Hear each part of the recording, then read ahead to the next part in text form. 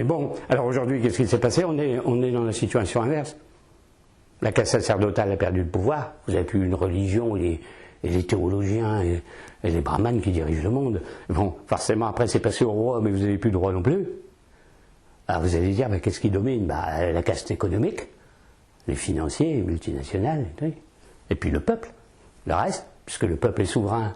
Alors quand vous faites une politique traditionnelle, vous avez le grand prêtre qui dirige le roi, qui dirige les autres castes, et que vous êtes dans une société actuelle, c'est le peuple qui est souverain, donc la pyramide, la base d'en bas, qui est censé donner son avis par son vote aux politiques et aux économistes.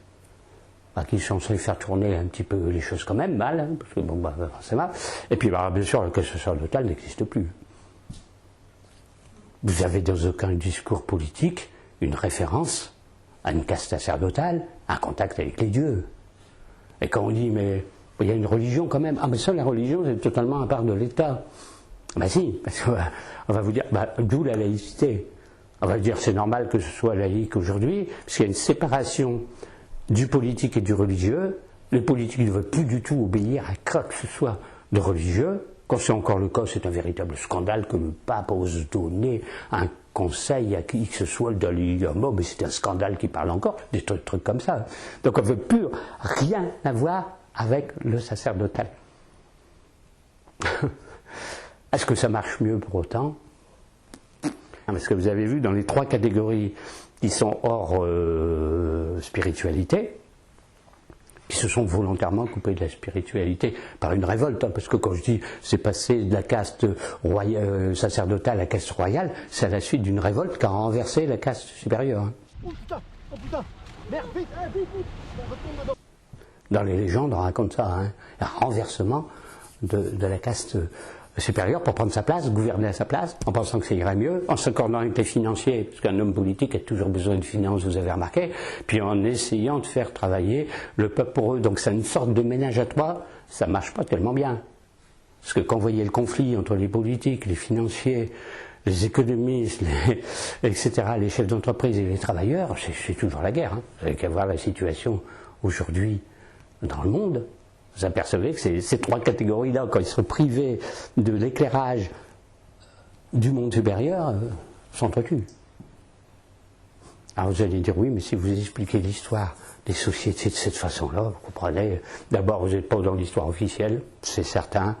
Vous croyez quand même pas qu'on va croire des absurdités pareilles. Mais quelle autre explication on a? Parce que ça semble probant, hein, comme truc. Bah oui, aujourd'hui il tourne en rond, il y a le peuple théoriquement souverain, mais une fois qu'il a voté, bon, alors les autres qui délèguent ses pouvoirs justement aux hommes politiques qui disent oh, ça arrange comme ça, puis comme on veut faire des réformes, comme on veut construire des choses, on a toujours besoin des financiers, alors est-ce qu'ils nous prêtent l'argent ou pas, quel taux, etc. Où vont les capitaux, alors est-ce qu'ils vont en Chine, est-ce qu'ils vont en Allemagne, est-ce qu'ils vont au Portugal, bon, alors il faut les appâter, on dit oui chez nous c'est plus avantageux, mais pas trop de taxes, mais, tu sais, puis c'est une jungle absolument imaginable. Alors, ça fait toujours très curieux de présenter comme une période de décadence la Renaissance. Parce que là, on va vous dire, mais non, oh là, par rapport au Moyen-Âge, c'était bien plus beau, puis il y a plein d'œuvres d'art, puis des châteaux de la Loire, puis ceci, puis cela, mais en fait, il y a un côté très négatif. La monarchie est devenue absolue, c'est François Ier, puis tous ses successeurs, vous avez les guerres de religion, et à la Renaissance, les guerres de religion. Et puis il a commencé à avoir une très très grande distance vis-à-vis de la religion. En gros, on a commencé à raisonner sur les textes, à raisonner sur les principes de religion, à commencer à voir que c'était un peu de la superstition ce qu'on racontait dans la Bible, à critiquer la Bible, etc. Puis on arrive au fameux Martin Luther. Alors je conteste telle chose. D'abord, il ne devrait pas avoir de pape. D'abord, dans la Bible, j'ai lu telle chose. Le pape dit l'inverse. Et la guerre de religion a commencé. Puis après, vous avez Saint-Barthélemy, et tout ça. Hein. Donc en gros, la religion en a pris un sacré coup, la Renaissance. Alors il y a toujours des petits malins, il y a beaucoup de petits malins, surtout dans le monde matérialiste et rationaliste, on va vous dire, mais vous ne pouvez pas nier que depuis le XIVe siècle et vos Templiers, il y a un fantastique progrès. Ben oui, surtout d'ailleurs que la notion de progrès, dire le progrès, la modernité, être progressiste, c'est très bon. Hein.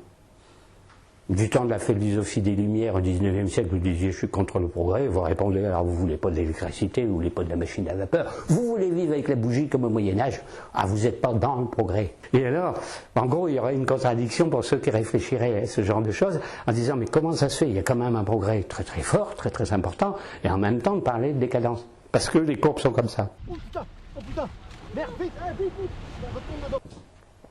Parce qu'en gros, quand on vous dit qu'il y a un progrès très très important, on ne précise jamais un progrès matériel et technique. Et quand on dit qu'il y a une décadence, c'est la décadence spirituelle. En gros, plus vous avancez dans le temps, plus vous avez de biens matériels, on aboutit au couronnement de la société de consommation informatisée et la mondialisation, mais vous chercherez la moindre trace d'un principe de grandeur, de spiritualité, de contact avec le divin, de choses comme ça. Faire, c'est l'éloignement de la divinité, l'éloignement du principe, la coupure avec le ciel, la négation de toute transcendance, le rejet de la caste sacerdotale, mais en même temps et à la place, parce qu'il faut bien contenter les gens qui n'ont plus le contact avec le ciel, c'est que vous donnez des biens matériels à la place, et c'est obligatoire que cela augmente. En gros, ils sont inversement proportionnels.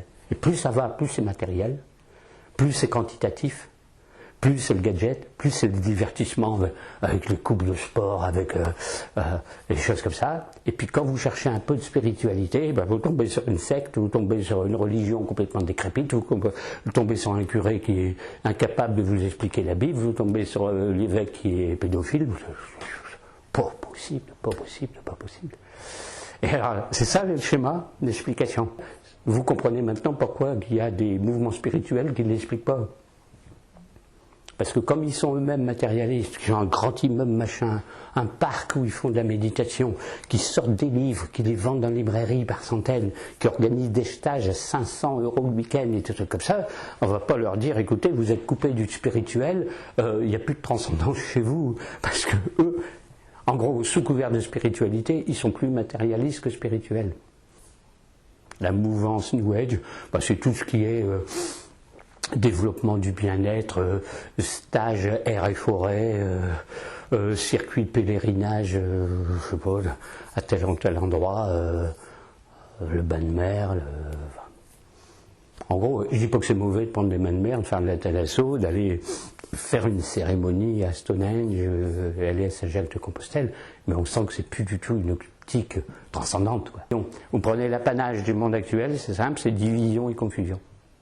Tout est confus, on dit mais qui fait quoi, qui est chef. Alors on s'aperçoit que des gens pas tellement brillants sont chefs, des gens qui sont des chefs-d'œuvre, bon, eux sont pas chefs, que des petits chefs de rien du tout imposent leur vue à un type qui vaut 100 fois qu'eux, qui est 100 fois plus moral, qui est 100 fois plus ceci. Je dis, c'est le monde à l'envers. Oh putain, merde, vite, vite, retourne dedans. Bon, on vous dit de respecter la vie, mais maintenant on ne respecte même pas les morts.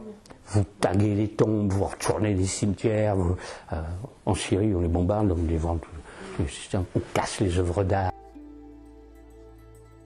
Un chef-d'œuvre qui a duré des milliers d'années, en 10 minutes de dynamite, vous le faites disparaître de la terre. Puis on vous dit qu'il y a un progrès à notre époque. Les Bouddhas, dans je ne sais plus quel pays, ils ont été tirés au canon. Tout.